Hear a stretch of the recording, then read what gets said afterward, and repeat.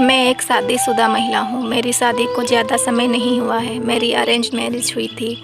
मेरे माता पिता ने ही मुझे आदित्य से मिलवाया था। यही एक वजह भी है कि शादी से पहले मैं अपने पति के बारे में कुछ नहीं जानती थी। शादी के बाद से ही मैं बहुत उदास रहने लगी।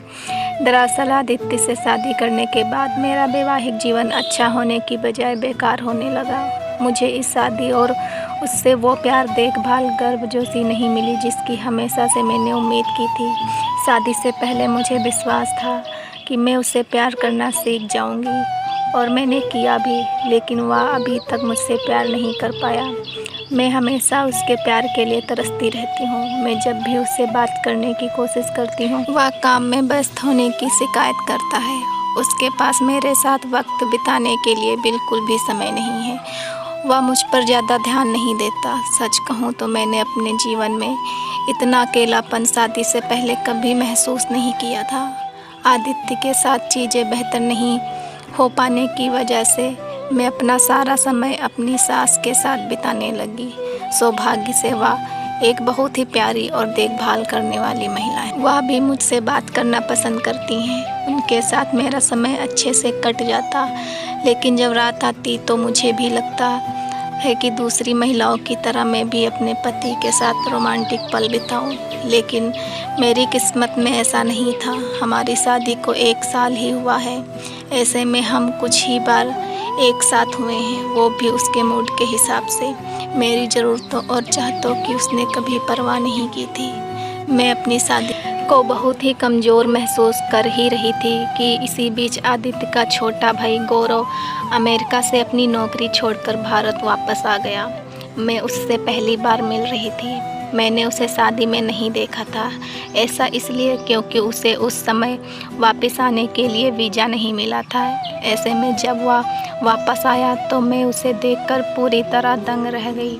ऐसा इसलिए क्योंकि गौरव देखने में बहुत ही हैंडसम है। उसके पास न केवल अच्छी खासी हाइट है, बल्कि उसकी आवाज़ भी बहुत ही अद्भुत है।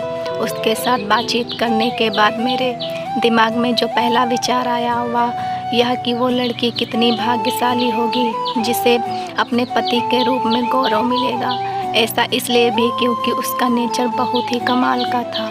वह न केवल सबकी देखभाल करता था, बल्कि उसकी इस अदा पर मैं भी उस पर मरने लगी थी। इतना हैंडसम था कि मेरा ध्यान उस पर से हट ही नहीं रहा था। मैं नहीं जानती कि मुझे क्या हो रहा है, लेकिन धीरे धीरे मैं उसके प्यार में पड़ गई। यह सब मेरे साथ इसलिए भी हो रहा था क्योंकि मेरा पति मुझ पर बिल्कुल भी ध्यान नहीं देता था। मैंने गौरव के साथ नज़दीकियाँ बढ़ानी शुरू कर दी। मैंने उसे हर दिन खाना देना शुरू कर दिया। उससे अमेरिका में उसके जीवन के बारे में बात करनी भी शुरू कर दी। इसी बीच एक दिन मैंने उसे डेटिंग ऐप पर लड़कियों की प्रोफाइल चेक करते देखा। मैं नहीं जानती कि मुझे एकदम से क्या हुआ, लेकिन उसी रात मैंने उसी डेटिंग ऐप को डाउनलोड किया जिसका इस्तेमाल गौरव करता था और अपनी एक नकली प्रोफाइल बनाई। मैंने सूर्यास्त की ओर फेस करते हुए अपनी एक बहुत ही सुंदर तस्वीर लगाई ताकि वह मेरा चेहरा ना देख सके।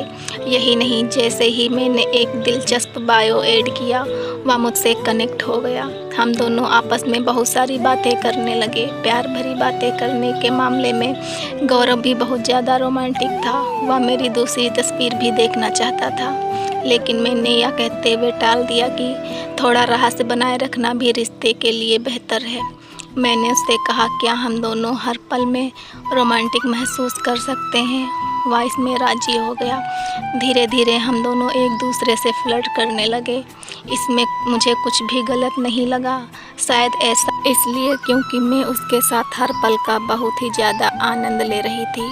हालांकि कहीं ना कहीं मैं जानती थी यह सब बहुत गलत था, लेकिन मैं खुद को रोक नहीं सकी। कुछ ही हफ्तों में हम दोनों एक दूसरे के बहुत करीब आ गए। हम दोनों एक दूसरे से जुड़ने लगे थे। इसी बीच गौरव ने मुझसे मिलने को लेकर जिद करनी शुरू कर दी।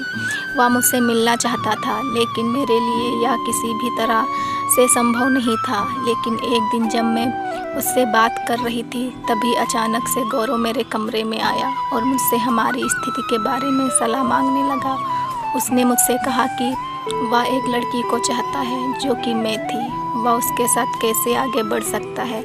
पहले तो मुझे आश्चर्य हुआ कि वह मुझसे सलाह मांगने क्यों आया है, लेकिन मैंने उसे सामान्य सुझाव देते हुए अपने कमरे से बाहर भेज दिया।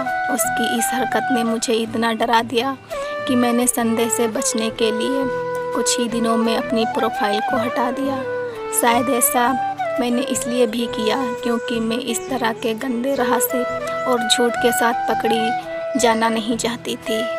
मैं अपने परिवार का नाम खराब नहीं करना चाहती थी। इसके बाद इस सिलसिले को यहीं पर ख़त्म कर दिया।